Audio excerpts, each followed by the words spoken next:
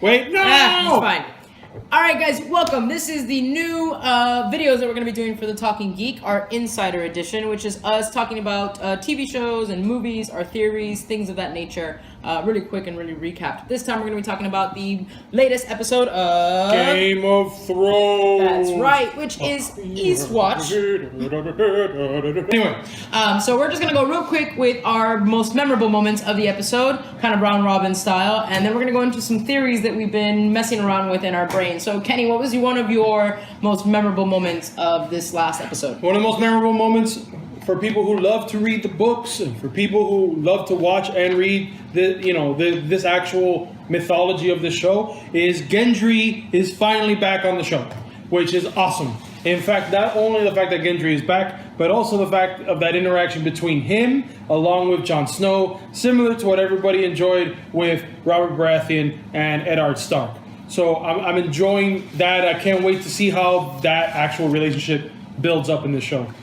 One of my most memorable moments is from a character that I love to hate, and he's actually one of my favorites, and it's an unpopular opinion, and that would be Baelish Littlefinger. Him being able to sneak around and show us again how immature Arya is. While I love her, she's still one of my favorite characters. This episode did a really good job of showing how immature she is when it comes to experience on playing politics, and really being able to figure out who's playing who and why. So that little trick that he pulled with her totally was one of the things that I enjoyed, because he shows his true colors, and Arya needs to start growing up, wising up, and actually, for once, I'm going to say this, listen to Sansa.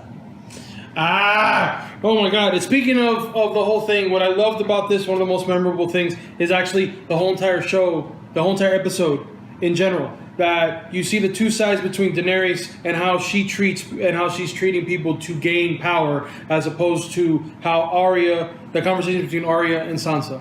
I actually like those parallels because they are both trying to get the same thing, which is they're trying to get everybody to get along. And one way is to be aggressive, and the other way is to be political. And you see how both sides are working. You're seeing how Daenerys does with it being with her with strength. Which, that whole, I love the bend the knee part because, those memes are delicious everywhere.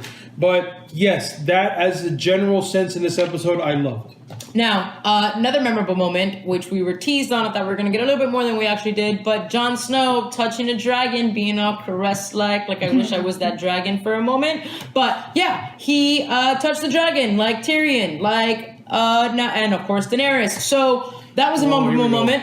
I will not get into that theory until much later. Oh my God. We're going to go through the memorable moments first. We're going to get to theories later. But yes, it was a great moment. I did think through the trailer that we were going to see him on the dragon, but I understand you got to, a little bit of foreplay first, then you get to ride it. So I'll give it to him. Now he's touched it. Next time, ride the fucking dragon. Which, speaking of which, my other memorable moment is the fact, bringing up Jon Snow and bringing up his lineage, that we go back to the Citadel with Lily, actually reading Maester scrolls and finding one talking about how there was a divorce, there was an annulment for Rhaegar Targaryen. It says, and I believe a High Septon Maynard issued an annulment for Prince Rhaegar and remarried him to someone else at the same time in a secret ceremony in Dorne, which we know what that is.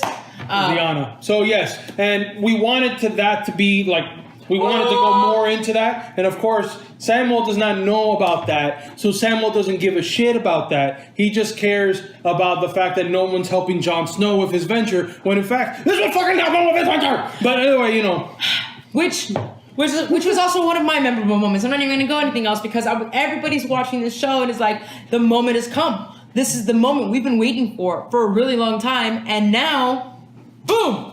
No, Sam doesn't even let it finish. He's like, I've heard enough. I don't want to talk about it. Yeah. We're leaving. We're out of here. So I'm just hoping he takes the scrolls with him. And his sword, because that fucking Valerian still needs to show up again. Yeah, his sword. Sad. When you get there, your family's kind of dead. But whatever. Yeah. Yay, help Jon Snow. Did we miss anything? I don't think that we missed any memorable moments. Well, my MVP, really quick, my MVP is actually, towards the end of the show, is what I like to call the Fellowship of the Wall. So you have Jon Snow, you have Gendry, you have Jorah, you have Tormund, and you have the Brotherhood without banners. So, or at least the rest of them that are left over. Which is the two that we know. So Enric, Elric, I can't remember his name correctly. But the fact that you have this motley crew of people going out past the wall, that is going to be awesome. that's a lot of big characters that people like on the show. I'm wondering what's going to happen to these people. Somebody's gonna die. Someone's going to die. Somebody's gonna die. Probably Enric, because he's already died 15 times. So, you know. He'll be back again. Yeah, you know.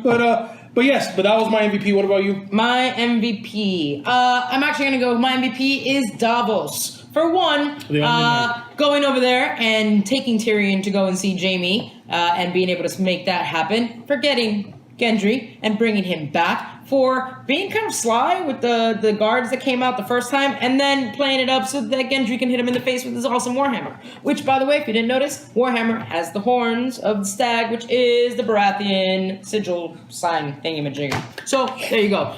So, Davos was my MVP. A lot of things happened all over the place, but he was pretty valuable in that moment because now Gendry is with Jon Snow and with an awesome Warhammer to go fight some crazy White Walkers. Alright guys, so that's been our review about this latest episode. If you want to find out about our theories, make sure you check out our blog on our website, thetalkinggeekpod.com. Yes, ma'am. Also, if you agree with what we thought or our top most memorable moments, make sure you comment below. Down there. You can follow me at QTheMike on Instagram and Twitter, and you can follow Kenny at Cuban Polar Bear with underscores in between each word at Instagram, and also find me on Case Geeks in Twitter. That's almost more annoying in video, the underscore. Anyhow, you can follow Talking Geek anywhere, Instagram, Facebook, Twitter. Just use the hashtag TTG and let us know your thoughts. Until the next time, stay geeky, everybody. Woo!